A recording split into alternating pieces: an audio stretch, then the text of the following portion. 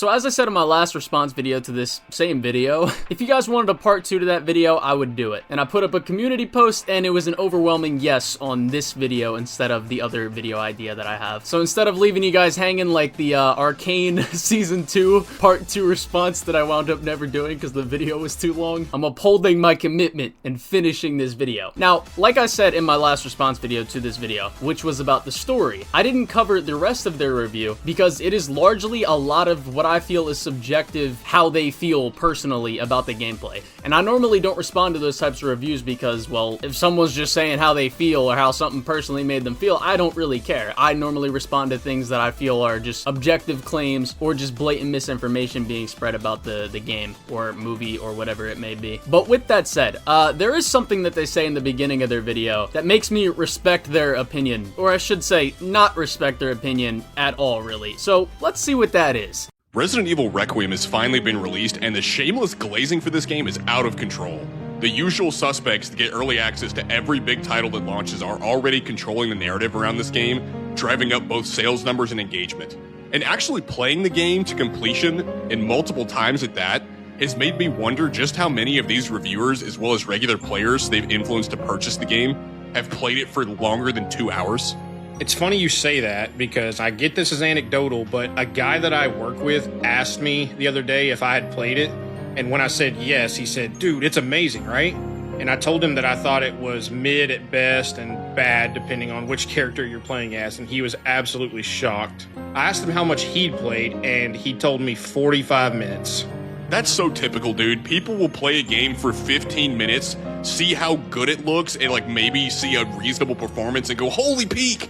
And then post a positive review on Steam. I like how his example of this is a guy who played the game for 14 hours and this totally real story about this guy who works with this guy saying, yeah, it's amazing, and he only played it for 45 minutes. Which I would say, if you think a game is amazing in 45 minutes, it's probably doing something right in the early game. And that doesn't even necessarily have to be through the gameplay, because with a lot of games, their gameplay is very shallow in the beginning and it gets progressively more in-depth as you continue to unlock more stuff. But me, for example, you know, a lot of people were calling me like a shill for Resident Evil after my last video and my review calling the game amazing, but like, I'm not even that big of a Resident Evil fan. Resident Evil 4 Remake was the first Resident Evil game that I played, for example, and I strongly disliked that game's story until I, you know, saw a little bit more about Leon's character and understood the story a little bit more after, you know, not playing the previous entries. But like, I didn't like Resident Evil 4 that much. I thought the game was like, even though the gameplay, I've like largely had a change of heart on the game, I thought on my first playthrough that the game was pretty easy, and I found a lot of the sections to be not that engaging due to the difficulty. I'm pretty sure my initial score of Resident Evil 4 was like an 8 or 7.5 out of 10, and that was largely carried by the level design. But Resident Evil 9, it like wowed me in the first like hour that I played of the game. I already liked how the story was starting off, I already loved the atmosphere of the game, and already within the first like 2 hours of the game, I was like, yo, this is like, this shit might be a 10 out of 10. Now, obviously, I think the back half of the game does drop off a little bit, and I'm gonna get a bit more into that later in the video. I don't think Resident Evil 9 is like some perfect masterpiece, but I will stand by saying it is a really great game. And even after finishing Resident Evil 2 a few days ago, I still think it is my favorite Resident Evil game. But their whole opening point about, oh, like, you know, people are glazing this game and like, you know, the masses are giving this game praise that it doesn't deserve. It's like, bro, obviously if the game is not only being praised by, you know, large YouTubers, but also just generally the mass, like, consumer population that's playing the game, it's like, obviously it's doing something right. Now, it's not to say that review scores are the, you know, end-all be-all of whether a game is good or bad, but let's see why your review specifically thinks it's such a mediocre, because we already saw the story section of that, and you didn't do a very good job at critiquing the story, so let's see the gameplay. Consumer culture's out of control, dude. Yeah, God forbid consumers like a really good horror game. Well, and I mockingly told him that there's no way he could have spent more than 5 minutes doing anything but holding forward to walk. But as you kind of called there without even knowing, he told me that the graphics and cutscenes were why he loved it so much. Yeah, I'm sure this is such a totally real story that doesn't fall perfectly in line with the narrative that you're trying to spin on this game. Totally a real story. I totally believe you, bro. But also, let's assume that the guy only did play 45 minutes. He would have already reached the hospital section where you're introduced to the girl, and he also would have played the section with Leon. And also, the opening section, while not very good on replay, immediately sets a great horror atmosphere and plot to get invested in. Because things in the game at that point point are still very unknown to the player. I'd say this is a pretty damn good start to the game. And this obviously isn't representative of everyone, but to me, it does feel like the perfect representation of the new swath of Resident Evil fans. Well, it's really just normies in general is what it is. Which a new release comes out, they instantly love it uncritically. That's just how it goes. Whatever narrative gets set, that's what they believe. I mean, despite the fact that there has been a plethora of new released games that have just been completely shit on, which I don't think I even need to mention, I'm sure you can think of some off the top of your head, but can't you say the same is true for the inverse? Like, if we want to really talk about, like, narratives, like, you could say the same thing inverse about games that get, like, really shit on release, but really might not be bad games, or bad movies, or bad shows. Now, you start the game playing as Grace, whose gameplay sections are more survival horror and in line with the early Resident Evil games. And Leon's sections are more akin to, say, RE4, 5, 6, more the heavy action games. And instead of neatly separating these two campaigns like they've done in past games, they merge them together in what feels like one big disjointed mess with really, really horrendous pacing. I mean, you essentially play the first half as Grace with tiny little Leon segments strewn throughout that maybe last 5 to 15 minutes. And then the second half of the game, you reverse that, where you're playing mostly as Leon with tiny little Grace segments strewn throughout. It's a really odd way of doing things. And I'm not opposed to having some horror and action elements within the same campaign, but it's incredibly jarring to play as Leon slicing and dicing enemies with a chainsaw and a hatchet and all sorts of guns for 5 minutes, then to jump back to Grace for 2 to 3 hours of very slow, methodical navigating through the map, only to jump back to Leon for a few minutes to get back in the action. It's just odd, dude. And you're not exaggerating there either. You genuinely get Leon segments that are 5 minutes or less, sandwiched between Grace segments that are 2 hours plus. And then vice versa on the last half. As you said, dividing it into 2 separate campaigns would have been so preferable for the pacing.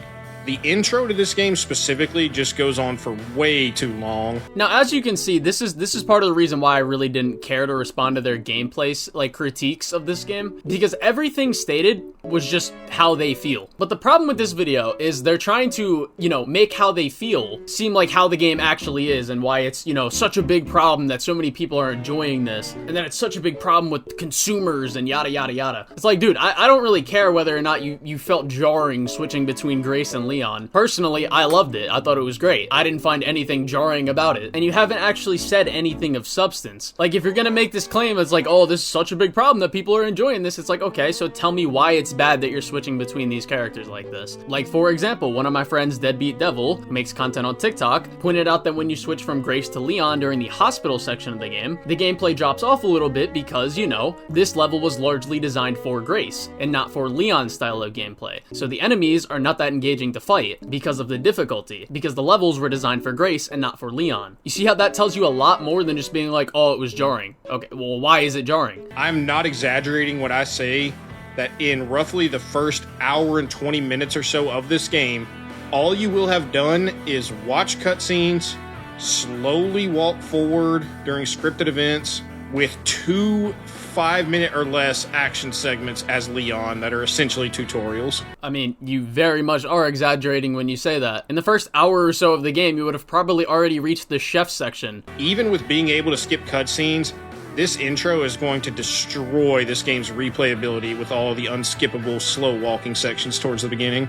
Oh, absolutely. I played through this game multiple times getting ready for the review, and all the walking sections butchered the pacing and replayability of this game. They massacre it. I mean, listen, this is something I do partially agree with. I do think that the opening section when you're in the hotel with Grace does hurt the game's replayability a little bit. It doesn't massacre it because that's really the only real slow walking-esque section that you have to deal with in the game. And the only reason it hurts replayability is because on replay, you know that there's nothing that's going to pop out to attack you. But on your first initial playthrough, you don't know that, so the gameplay still feels engaging because of the pure atmosphere that horror games have that just inherently make it feel engaging. Again, I agree it's fine to criticize the replayability section of this, but you have to understand that, there's an aspect of a game that you do have to judge it based off your first playthrough. No game will hit the same on replay as it did the first time you play it. You may appreciate some parts of the game a bit more when you replay it, but nothing is going to compare to the magic of the feeling that you had when you first played it. So while I partially agree, I don't think this is some massive issue with the game, and this section is a very small part of the game. Well, one thing that's true for both Grace and Leon is that almost every gameplay segment throughout this game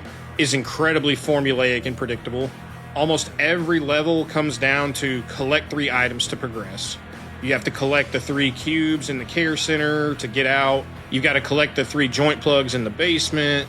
And later, as Leon in Raccoon City, you've got to collect the 3 detonator parts. Now I really want to make a point, and this is probably something I might actually make a future video on, but as you've noticed throughout the course of the review, this is something I refer to as buzzword criticism. And what I really mean by that is when people say shit like generic, formulaic, or another very common one, woke, which these guys aren't exactly strangers to. The FBI in this game's DEI department worked overtime getting him and Grace on board here. What the fuck are you talking about? But the point they just made there, it's like, oh, the levels in this game are formulaic because you're getting 3 of this and 3 of that and 3 of this. It's like, okay, but you're doing it in different ways. Basically, every Resident Evil game follows a pretty general similar format, but they're obviously not all the same games because their levels are designed completely differently, or the way you go about doing tasks are completely different. Like Resident Evil 9's hospital section, isn't it just a ripoff of Resident Evil 2's police station section, just because you have to get 3 things to progress to the next section? It's like you can't just say a buzzword to describe something and then not actually elaborate on how something is bad. Otherwise, as is the case with many reviews, you're saying words, but you're not actually saying anything. And on top of this predictable and formulaic gameplay, I noticed too that healing is so abundant in both characters' campaigns that it really feels hard to die even when you make mistakes constantly. Yeah, that's certainly true. The clumsy, disjointed nature of this campaign really leads me to believe that they wanted this game to be all about Grace, but Capcom knew they needed to include Leon to sell copies of the game, since they knew a lot of people wouldn't care for Grace. And the Leon segments are just unapologetic fan service. They really are. Maybe don't make Grace such an annoying retard if you want her to be the focal point of the game. I mean, I don't know what difficulty these guys played on. I mean, especially if they're complaining about replayability. I mean, if you play it on insanity mode, the resource management goes from pretty challenging to holy fuck. But saying if you constantly make mistakes that you're just gonna have so much healing throughout the entirety of the game, it's like, bro, what are we talking about? No, you're not. Me, for example, my experience with the game, I remember there was like multiple 30 to 20 minute sections where I couldn't find healing and I was like 1 HP. Or like I would have to store different healing items in my storage unit, and then I wouldn't be able to craft certain things if I got a new item just for resource management. Like, I genuinely cannot relate to what you're saying at all. Now, if I want to be charitable here, I'll say, sure, maybe this is what their experience was like. Maybe they aren't lying. But then I would also say the only way for them to prove that they're not lying is to upload their full walkthrough on Insanity or even Standard Classic mode that shows that this is actually the case. And then as for the other thing they say, it's like, oh, Leon sections are just unapologetic fan service. It's like, bro, oh my god, here we go again. It's like one no shit in the game literally titled Requiem. Going back to Leon's past, is it going to give nods to previous games that Leon is in? And also, what is bad about the fan service, quote unquote? And speaking of Grace, let's jump straight into her gameplay segments as the next topic. The first major Grace segment in the game is the care center. And honestly, I think this is the best Grace segment. Although, in fairness, she had a lot of segments that I really didn't care for. And I think the reason I liked it the best is it's at least attempting to balance exploration, puzzle solving, and inventory management all in one section. Unfortunately, even the better Grace segments like this one still have some glaring issues. The first part of Grace's opening segment there gives you so little ammo that you almost feel railroaded into sneaking around the whole time. But roughly at the halfway part of this first intro segment, you gain the ability to craft ammo via infected blood, and don't ask me how this works, I don't know, it doesn't make sense. Neither do the creators. Not long after you unlock this, you can craft so much ammo, and even a new tool called the hemolytic injector, which makes zombies explode. I mean, there was a part in our stream where in the beginning of the game, I had over 100 bullets because you can craft so many with this new blood mechanic. I will say I do really like the addition of the hemolytic injector just as a tool to strategically eliminate tougher threats like the unique chef enemy or the blister heads that pop up later in this area, as well as using it strategically to keep zombies from resurrecting later since it explodes them. Sure, I don't mind its inclusion, and it's kind of necessary for some of the harder enemies. This section also had a lot of potential, but the blood crafting feels like it really ruins a lot of the careful balance of a Resident Evil game. Because before you unlock it, you have so little ammo that you have to run from almost everything. But once you're able to craft these resources, you end up with more than enough to clear the care center with ease as Grace. Yeah, that's the problem for me, is it's both extremes. You either have zero ammo or you have abundant ammo. There's never really much of a balance once you get the blood crafting. Okay, so they say that they streamed this part. You know, maybe they did. I don't see it anywhere on their channel. I don't see any live streams on their channel for that matter, but besides the point, maybe they did it on Twitch, maybe something like that. Let's assume this is the case, that they just had so many bullets at a certain point that it was just a cakewalk, a breeze through the care center. Yeah, I do not believe that you were playing on standard classic difficulty, because the only way you're doing that, not only do you need to find the amount of blood to craft bullets, but you also need to find the other materials to craft bullets. And if you're playing on insanity mode, again, like you're saying on replayability and yada yada yada, that becomes even harder, so you would basically only be crafting ammo and not any ink ribbons, any of the injectors. Like, you would basically only be crafting ammo. And it would also mean that you are largely, through large portions of the game, just not engaging with enemies in combat with your pistol, which still makes the gameplay engaging, trying to, like, methodically sneak around enemies as to avoid combat. So I just do not buy that you were just overblown with fucking ammo and resources in Grace's sections, because you would need to literally barely engage with any bit of combat, and you would also need to only be crafting ammo, which means you're not getting any other important resources that you need in the game. So I'm sorry, I just don't buy this, like, at all. And also, if you're not using injectors, like, I guess I would say semi-frequently, then you're gonna run into a lot of blister heads, which take up a bunch of bullets. And if you don't want to use your bullets on them, then again, it's still engaging even when you're not engaging in combat, because of how you have to avoid enemies while going through the levels and doing your tasks. And following the trend of Village, the puzzles are so obnoxiously easy that they may as well not even exist. I mean, 2/3 of the main puzzles in this section have the answer to them like 2 inches away from the place where you punch the symbols in on the cue boxes, while the third one is a big scripted event. And some of the more minor ones that have notes near them with the important text for solving them highlighted in yellow.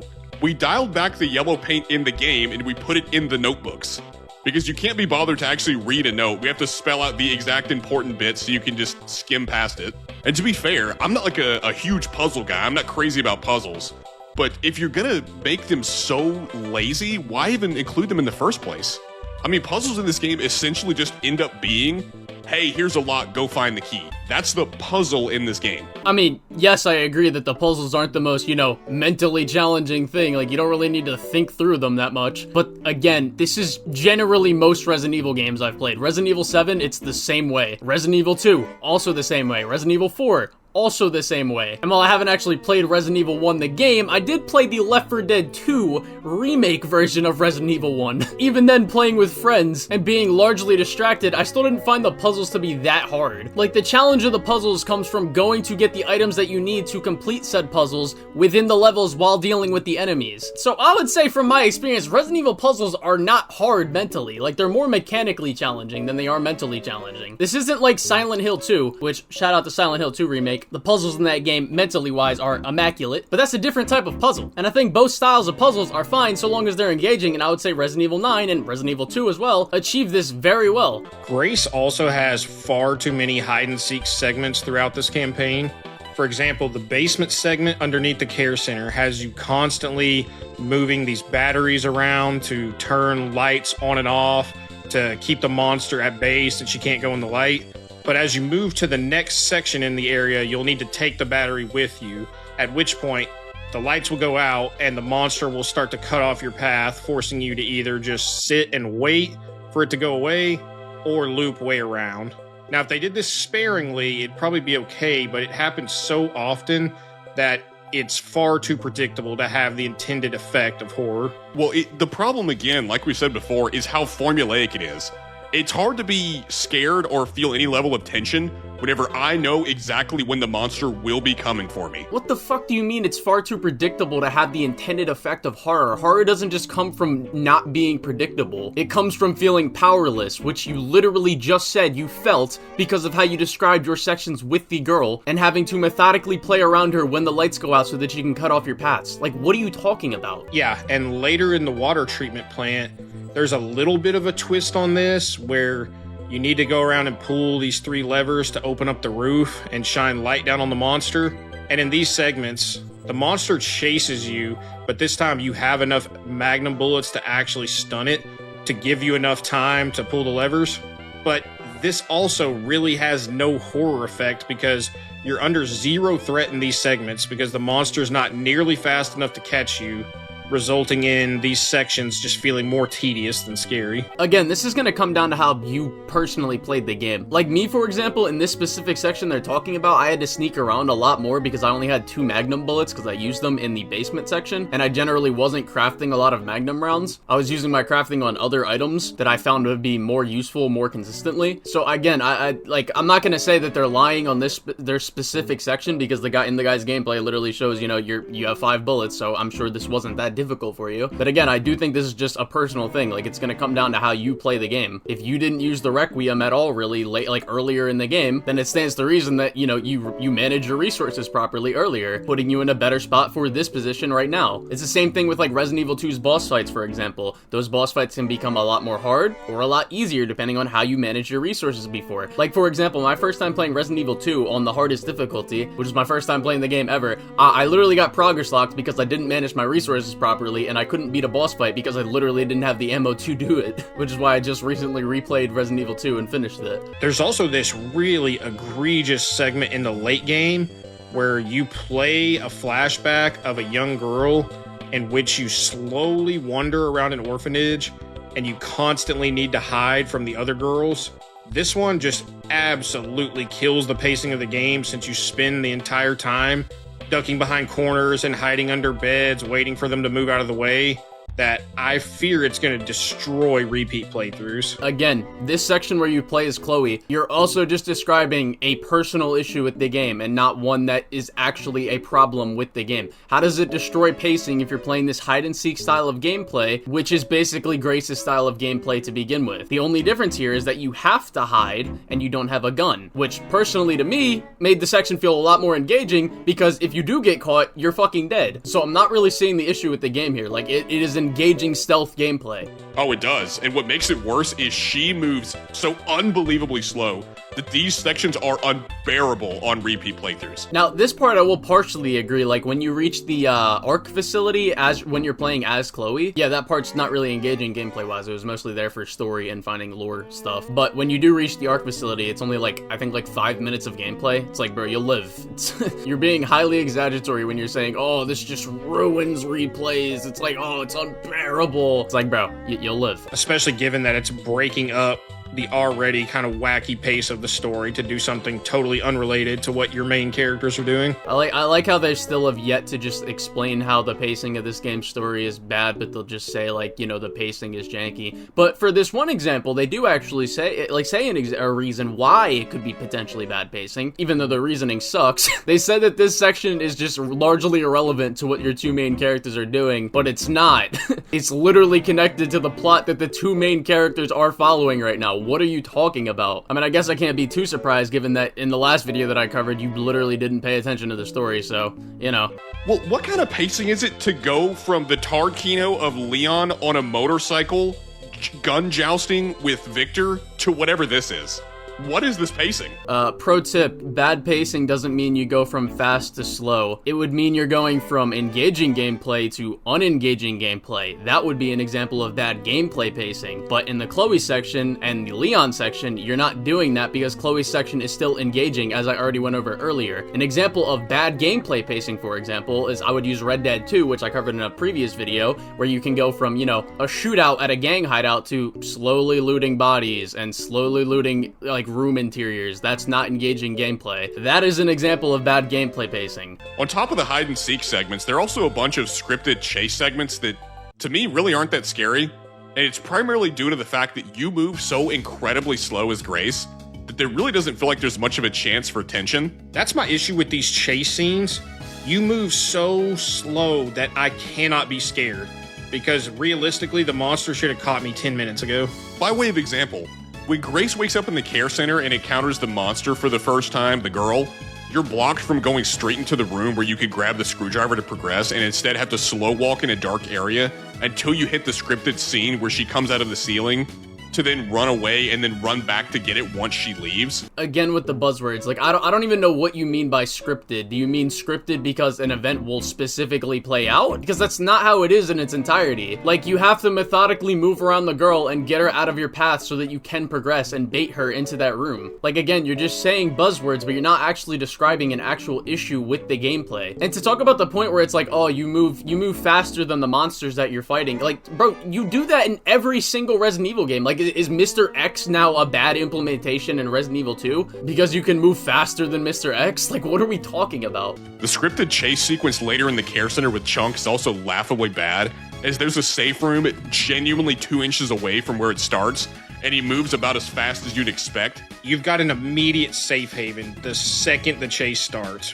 Where is the tension? You mean the safe haven that Chunk will literally just sit outside until you move to the next area? He will literally sit outside the safe door until you go down the stairs. I know this because in my first playthrough, I sat in the safe room waiting for him to leave, but he never left. And the only way I was able to get past him was to wait for him to get a little bit away from the door, and then I ran down the stairs, to which he is then in the halls that you need to progress through with other zombies that can stun lock you, and then Chunk can then get you in the midst of that. But yeah, such scripted bad gameplay. But even in the horror-focused segments as Grace, I really struggled to find a lot of it scary. And this should have been so easy to scare both of us because neither of us are big horror fans. And I know y'all don't know this about me, but Chimpo, you know I am very easily scared by horror games and movies. And this just didn't do it for me. To let the people in on a secret, when you played Resident Evil Village, if you played that game, there's a part where a giant freak baby monster creature chases you around.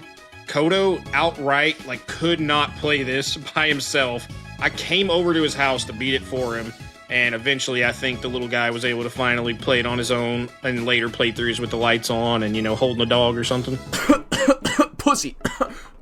Sorry. I genuinely can't hear that story and then believe the shit that you just said. You're telling me you had to have your brother come through and play a section of a game for you because you were too scared, but Resident Evil 9 didn't scare you at all. Yeah, I definitely believe you. That's why in earlier gameplay, you're literally sitting in a cell shitting bricks as the girl is right next to you. Yeah, I know. I believe you for sure, though. I definitely believe you. This is the guy that you failed to scare with Resident Evil Requiem, Capcom. Even if I was to believe him, which I don't, this would still be a personal thing. This doesn't exactly tell me why the game is mediocre, or why it's such a big problem that other people felt differently than you. Resident Evil 9 is so incredibly formulaic that it really detracts from the overall game experience. I mean, strict adherence to this formula makes the game very predictable. And as a result, the horror often fails to land because I know when it's coming. It's not a surprise, it's not secret.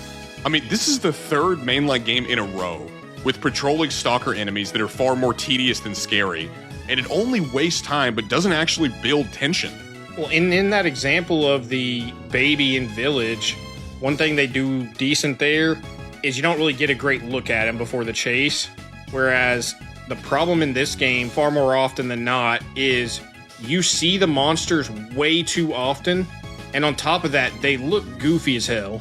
Good horror should cause some stress to build up in your mind at the thought of what might be around that corner or what's in the other room when you hear those noises. You can't just clumsily toss monsters on screen at every available opportunity and still expect us to be scared. So again, you're describing personal issues, because when I was playing the game, I certainly had an element of where I was like, I think something is gonna pop out. Like, for example, the entire opening section at the hotel with Grace, I thought something was gonna pop out all the time. Or like this guy playing the game like a damn, like it's fucking Rainbow Six Siege because he was so scared. How do you shoulder peek in this game? Something coming through the window for sure.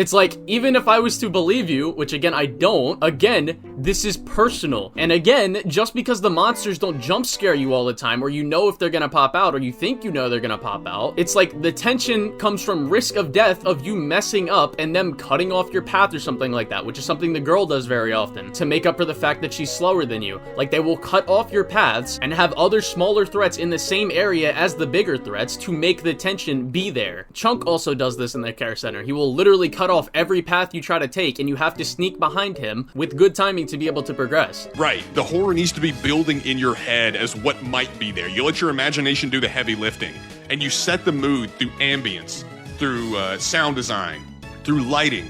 There's so many intricate elements of horror that Capcom, at least in this game, fundamentally fails to get. Yeah, and I promise you majority of the people that played this game highly disagree with you. But let me guess, they're just shills that consume slop if they have a difference of opinion than you. The next section of their video is going to be largely the same responses from me. It's literally just going to be, this is how you feel. It's not an actual problem with the game. They say like some of the animations, like Chunk is goofy, or like the girl is not scary because you see what she looks like.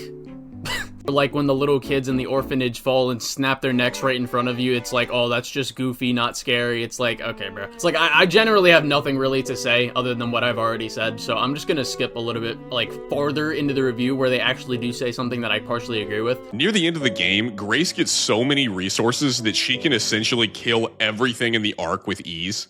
Enemies that used to be really tough and scary, like the Lickers, are easily dispatched in this section with the acid bottles and Molotovs that are endlessly showered upon you via the crafting system. And aiming with Grace also feels pretty bad before you get the stabilizer upgrades that steady your aim. It's especially bad on controller if you leave camera shake on, which it probably will be because it's left on by default and it's on max by default.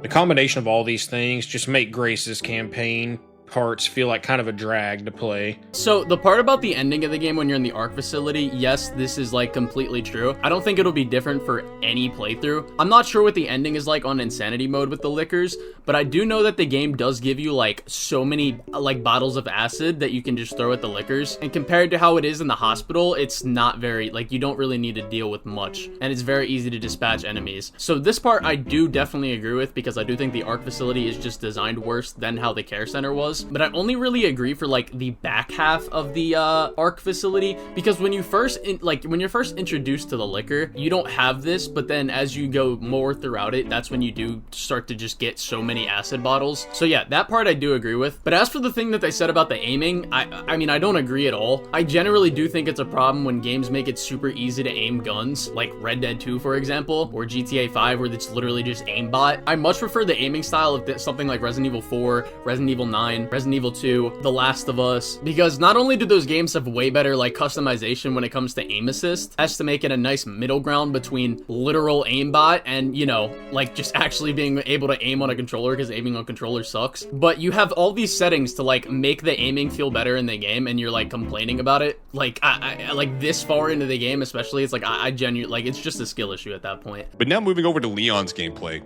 While there are some bright spots in Leon's gameplay sections toward the second half, I'm thinking particularly the fallen towers with the glass floors that allow you to shoot out the glass panes beneath zombies and cause them to fall to their death. And you can even use it strategically to block off certain areas you don't want them coming through. And it's even incorporated into the level design. Unfortunately, these sections often end up being little more than mediocre action set pieces with subpar gunplay. So I like how he just listed off why this section that he's showing on the screen is so good, and then he's just like, unfortunately, it's just mediocre subpar gunplay. Like, what are you, why? How? Elaborate! Like, you can literally be so creative with how you tackle this situation in terms of shooting the glass floors out and taking out the enemies. Not to mention that towards the end of this section, there will also be a guy with an SMG shooting randomly that can shoot out the floors below you. So it's like, what is bad about this section? And admittedly, the Raccoon City segments are the part I had the most fun with in the game, but they still weren't great. A lot of this game feels deeply, deeply mid. Now, while Leon has a solid assortment of guns, you know, your standard fare, the enemy AI is really nothing special to make you feel like you need to use them effectively to survive within the levels. And that's exacerbated further by the hatchet parry, which we'll talk about later. One of the stupid things that enemies will do in these sections is you'll have zombies just burst out of the floor or burst through stationary cabinets, and just instantly grab you for cheeky damage that it feels like you couldn't really avoid without just knowing they were there. And there's also these throwable items, and I have to say this is one of the laziest mechanics that I don't even know why it exists because it adds nothing to the game. You literally will just see a button prompt telling you that there's an item on the ground, and when you walk up and press the button, it auto throws and aims it at the enemy and just either kills them or knocks them down. Very lazy design, in my opinion. So there's like 3 things to go over there. 1, the weapons, you don't have to use them effectively. I don't really know what he means by that necessarily. Like, you don't need to use certain weapons to handle certain enemies. Because I don't know. Like, I really don't know what he means by that because he's not really, like, elaborating. But I would say Resident Evil 4 is generally the same way. Like, it's not like you need to use any specific weapon to tackle a scenario. It's just certain weapons make certain scenarios easier. Like, if you're in a corner, then it's better to use the shotgun. If there's a big group of enemies in front of you, it's better to use the SMGs. If there's a ranged enemy throwing stuff at you, it's better to use your rifle. And then the pistol is sort of just like the jack of all trades, kind of can do everything, kind of can't do everything, if you know what I mean. And then as for the enemies popping out of the floor, like jump scares, I guess, when he says they're popping out of lockers, it's like, that didn't happen to me, like, at all. I can't even think of a time where I got, like, they pop out and just do cheeky damage to you. Because normally you can just react with a parry, or just, you know, see them coming out of the floor, because they don't do damage to you immediately when they pop out of the floor. Like, you have time to react to it. And then the other point about, like, throwing weapons, it adds nothing to the game. What the fuck do you mean? It adds variety. If you stun an enemy, then knock the weapon out of their hand and use it against them, how is that not cool? Like, what is bad about that? And it's not like the throwable weapons are, like, so, like, abundant. Like, you don't come across them that often, to the point where you can just, like, spam it at enemies. So I'm just really lost in the criticism. And speaking of lazy design, there's even a motorcycle segment where you're riding through the city and shooting these dog enemies that chase you, but you actually don't control the bike. It just auto drives for you. Seems like a downgrade of even RE6, which, you know, people already didn't like very much. Yeah, the only thing you control there is the gun, is aiming the gun and shooting. That's about it. Which works fine on something like Resident Evil 5 when you're the gunner on the back of a truck and not the driver, but when you're driving the vehicle, it feels really weird to have no control over it. I mean, I understand why you think it feels weird, I guess, for this bike section to not be controlling the bike, but at the same time, this section is more designed as if you were, like, someone on the back of a truck shooting, like, a Gatling gun off of the back of it while someone else is driving. And the reason it feels like that is because if you were to actually go through this while having to drive and shoot, this shit would feel impossible. Like, genuinely, if you play this with the amount of wolves that they throw at you and the amount of things that you have to shoot while you're on the bike, it would generally be impossible to actually complete this section without dying, like, a trillion times. So I get why it feels weird, but I don't really think the design is necessarily bad. And in fairness, Resident Evil was never a series that either of us found to be great due to its combat, and that remains true here. Resident Evil 4 took the series in an action-oriented direction, but the Resident Evil 4 remake style combat that they use in this game is okay at best for me. And it really begs the question, why did they focus almost exclusively on combat for Leon's segments without much care to the other elements of the game in these sections? Right, dude. Leon's gameplay has almost no focus on the things that made Resident Evil. When you play as Leon, there's almost no focus on careful resource management or outmaneuvering your enemies. Instead, a lot of the time, it just boils down to pressing L1 at the right time. I'm sorry, I'm gonna say this, and I don't know how many Resident Evil fans I might upset when I say this, but even the original RE4, and listen, I haven't played the original RE4, but I have watched people speedrun it, and I'm sorry, but resource management, unless you're playing on the highest difficulty, is never really an issue. And you want to talk about not outmaneuvering enemies, bro, what are you talking about? Okay, let's go through a couple sections. You have the section where you have to go into the garage where it's dark and you can barely see anything, and you have to outmaneuver a bunch and, like, crowd control all the zombies within that section. You have the section at the gas station where you have to fight off like 20 different zombies with chainsaws, throwables, and melee options, while again, maneuvering around them so that you don't take damage. Or using the parry mechanic, which requires timing, and your axe also breaks really quickly, but we're gonna get more into that because they're gonna criticize that later, so I'll talk about that a little bit more later. But you also have the section where you have to deal with the mortars on the rooftop. You have the section where you have to deal with enemies with SMGs, grenades, that we talked about earlier, where you're on the glass panes in the roof that you can break the floor beneath them. It's like all of those sections fit the bill of what you just described. And like, you get the resource management element of the game when you play as Grace, and that part of it is even harder harder when you play it on the Insanity difficulty, and I'd imagine it's the same way for Leon. It's like you're getting two different gameplay styles. Grace's sections are more about resource management and avoiding enemies while doing your tasks. Leon's sections are more about crowd control and combat gameplay while managing your tasks. But no, we'd instead like to lie, and I'm gonna just blatantly say lie, about Grace's gameplay sections in the care center, like we went over earlier in the video, and just be like, no, you just get abundance of resources as Grace. It's like, no the fuck you don't. The only part that is true is towards the back half of the ARC facility. RE9 is quite literally parry slop. I mean, the ability to parry in this game breaks it in half.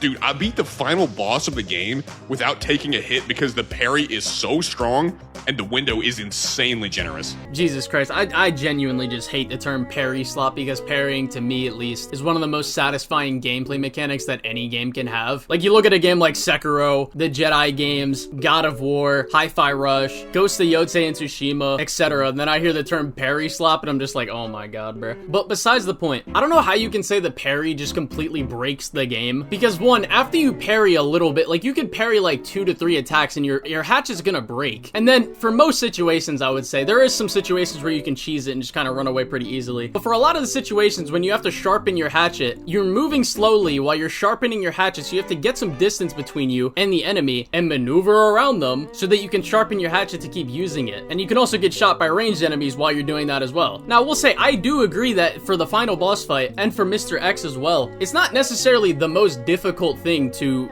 parry their attacks. Those parts I do agree that the parry timing could have been a little bit less forgiving. But again, on Insanity, they start to attack faster and they also do more damage. So it does become harder on that difficulty. I still think it's fair to criticize for the first playthrough, but I don't really think it's something that completely breaks the game, because you do have to play around sharpening your knife. And it's not like there's literally no engagement to it. Like, you still do need to time it while again managing your hatchet durability. So again, I think saying it just completely breaks the game is just a largely exaggerated statement. It's also insanely stupid, and not in kind of a campy, charming boulder punch kind of way, that Leon, a human with 0 powers, can parry the attacks of a nemesis when it is the size of a building. Criticizing Resident Evil for not having realistic physics is certainly a choice to make.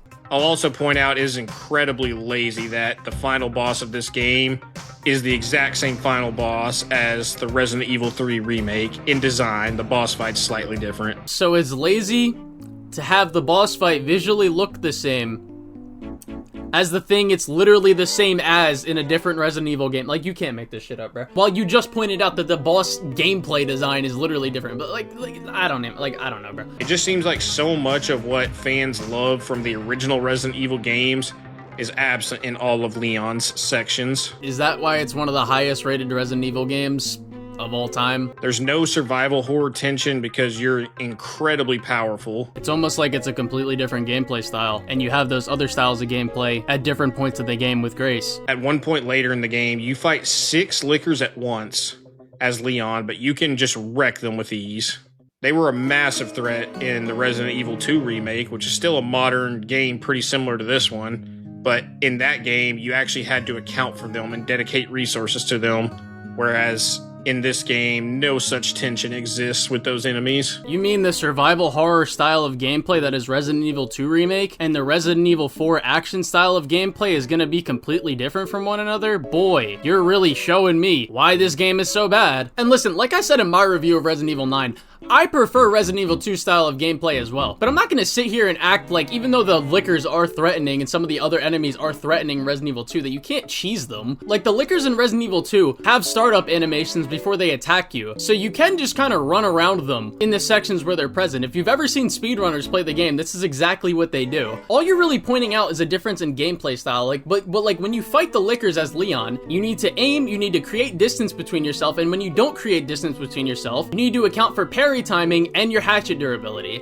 It's like you still have a level of engagement there, it's just 2 different gameplay styles. Now, I do find Leon's sections to be easier than Resident Evil 2 or Grace's sections, but that's just because personally, I'm just better at combat style gameplay. I'm not the most patient person, so I do find stealth like style of gameplay to where you have to like more monitor enemy movements and time things better with how you move. I do find that to be a little bit harder than, you know, parry timing or creating distance between yourself and an enemy or aiming, but it doesn't mean that Resident Evil 9's like Leon gameplay sections are mediocre just because you find one gameplay style easier than the other. And like if you want to really talk about resource management, I would say, alright, so like at the end of Resident Evil 9, for example, if you've used too many shotgun bullets and you don't have a lot of shotgun bullets, the lickers are a lot harder to deal with. Just like how in Resident Evil 2, if you didn't conserve your grenade launcher ammo good enough, the lickers are also a lot harder to deal with. So there is an element of some resource management there. And like I would also question, do you think Dead Space is a bad game as well? Which has a very similar gameplay style to Resident Evil 4 and Leon sections in Resident Evil 9. It's like those aren't necessarily survival horror really, compared to something like Grace's sections in RE9 or Resident Evil 2. I mean, Dead Space technically is survival horror, but you know what I mean when comparing it to Resident Evil 2, for example. But the combat is still engaging. And we mentioned it earlier, but the parry even further reduces the risk reward that used to be associated with enemy encounters,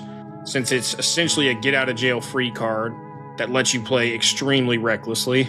The problem in this, as opposed to Resident Evil 4, is that you had the limitations of tank controls back then, whereas in this game, your power has gone up a ton, but the enemy's hasn't. I mean, like, that's just wrong. Like, parrying in and of itself is a risk-reward mechanic inherently. If you mess up the timing, you take damage. And I don't even know why we're acting like the original RE4 was, like, so much harder. It's like, yeah, the controls make it a little bit more difficult, but, like, I've seen the way people play the original RE4. It's not that much of a difference compared to the RE4 remake. And I've seen a decent amount of people with, like, that are fans of the RE4, like the original RE4 and the remake, say that the tank controls make the game just feel more clunky, therefore resulting in the difficulty. But again, I think this would just come down to a preference thing, because again, me for example, if I go back and play like some of the older Dark Souls games and then I play Elden Ring, it's like Elden Ring feels a lot smoother to play because it is updated with more modern controls. And personally, I'm like, again, a preference thing, I would prefer a game that feels smoother to play and is slightly less difficult than a game that is only increased in difficulty because of the controls feeling clunky. And I actually think a great comparison here is also The Last of Us. Like if you look at The Last of Us 2 No Return mode, it brings in the gameplay of Joel and like Tommy, who don't have the ability to dodge, as opposed to Ellie or Abby or some of the other characters that do have the ability to dodge. It's like when you're playing a shooter game, and an element of the engagement in that shooter game is crowd control, and you get cornered and you get, you know, stuck in an animation, which Resident Evil does, it can kind of feel like bullshit at points when you're not able to really do anything about it. It just makes the combat feel a bit more fluid and responsive to your skill. So again, I just largely think it's a preference thing. Some people like Joel's gameplay more than Ellie's in Last of Us 2. It's just like, I don't know. As you said too, there's no inventory management really in these sections. Leon's base inventory is so massive that I don't think either of us ever needed to really make a decision on what to keep or what to throw away. Never. I would just combine it and turn it into something, and then I'm good. I mean, I feel like I'm just going in circles at this point. I'm just gonna say this one more time and then probably just skip ahead farther into the video. But yes, Leon sections are far less focused on resource management. It doesn't mean that there's literally nothing there, because again, if you don't have like a certain amount of shotgun bullets or Requiem bullets because you were just misusing them and not using, you know, other weapons because the shotgun is more powerful, then it will be harder to deal with certain scenarios than it would be if you were to have those. Like for example, like I said earlier, when I fought the Lickers, I didn't have that many shotgun bullets. When I had the shotgun, it was easier, but then when I had to switch to the SMG, it became harder. And again, I don't really know why we're praising the old RE4 as if it was like crazy on resource management, because it really wasn't that, like, it wasn't that hard. And even the campy charm that Leon had in Resident Evil 4 is largely gone in this game. I mean, it's still there to an extent. It's just Leon has grown as a character. He's not just like the same as he was in RE4, which I honestly prefer. Like I said in my review of the game, I think it makes it a lot easier to connect to Leon's character arc as opposed to when he's just like quipping every 2 seconds. A lot of the campy moments here with him spouting these one-liners feel more forced and self-aware than the more earnest stuff that you see in Resident Evil 4. I really don't know what you mean by that, but okay. Did you also notice that for whatever reason, Leon now has a hatchet instead of a knife? Oh my god, who the hell cares? Like, dude, don't get me wrong, the hatchet's cool and all, and it has some stylish finishers, but Leon's thing has always been the knife. I mean, I'm thinking about the Krauser battle. Like, it's kind of in his character to use a knife. He's trained with the knife. You think he can't also be trained with a hatchet? Is this serious? But speaking of this hatchet, the durability feels so oddly out of place that you could sharpen in combat at any time, and it really isn't even risky to do so. It's pretty quick and low cost.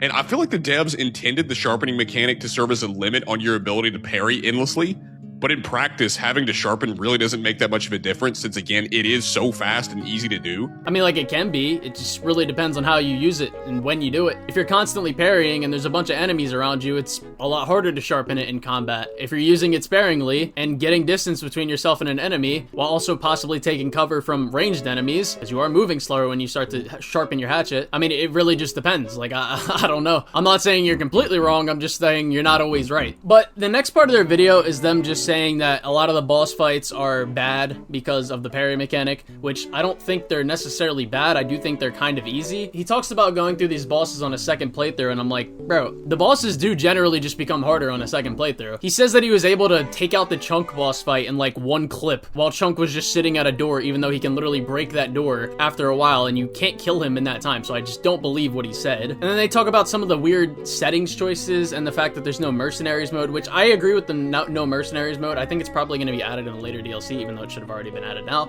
So I will agree with that. But they talk about some of the choices like no motion, like you can't turn off motion blur, even though you literally fucking can. They talk about shit like film grain and like some of the visual settings. It's like, I don't really care. You can turn off camera shake or turn it down to the point where it's literally negligible. And most of the visual settings are very convenient, especially the aim assist settings as well, which they complained about earlier. But yeah, that's about all I have to respond to, because that's when they cut, like after that, they're gonna cut to the section where they talk about the story, which was my last video. But hopefully you guys enjoyed this video. Let me know what you think in the comments. Like I said, I don't think this game's perfect. I think there's some things you can point out, but I do think largely their review is largely exaggerated. It also has a bunch of misinformation, misinterpretations of not only the story, but also what the gameplay styles are going for. They're trying to say it's a big problem that people enjoy the game while pointing out a bunch of subjective criticisms. And overall, now that we've completed it, yeah, this review is terrible. This is not how you should do a review, or a critique, I should say. It is genuinely a brain dead mentality to have your review be filled with like 60% subjective issues and then be like, oh yeah, the consumer population, and it's like, oh yeah, this is just slop and everybody who enjoys it is consuming slop and blah blah blah blah blah. And also to have just so many misinterpretations and just a video filled with misinformation as well, like I covered in the last video. But yeah, that's all I have to say.